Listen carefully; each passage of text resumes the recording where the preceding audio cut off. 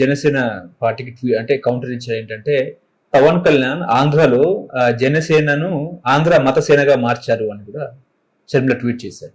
ఏం చెప్తారు సార్? అంటే దానిపైన పవన్ కళ్యాణ్ స్పందిస్తాడా, మరి నాగబాబు స్పందిస్తాడా, ఏమైనా ట్వీట్ పెడతారా షర్మిల పైన, లేకపోతే అసలు వదిలేస్తారా? అంటే కాంగ్రెస్ పార్టీకి షర్మిలకి ఉన్నటువంటి ఓట్ బ్యాంక్ 1.5%, 2% కాబట్టి స్పందించాల్సిన అవసరం లేదనుకుంటారా? ఎంత ఓట్ బ్యాంక్ ఉన్నప్పటికీ కూడా నీకు విమర్శని తిప్పికొట్టాలి. ఏది ఆంధ్ర మతసేన అనే ఆమె చేసినటువంటి తీవ్రమైన విమర్శ పవన్ కళ్యాణ్ పైన మతముద్రకి, అతను కేవలం హిందూ ఓట్లనే అతను టార్గెట్ చేసుకుంటున్నాడంటూ ఆయనకేంటి ఎస్సీ ఎస్టీ ముస్లిం ఓట్లను దూరం చేసే ఇది ఉందన్నమాట. ఇప్పుడు ఆల్రెడీ మనం చూసాం.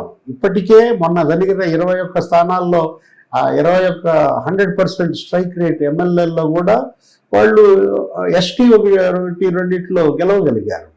తర్వాత అటు ముస్లిమ్స్లో ఓట్ బ్యాంక్ పెంచుకోగలిగారు.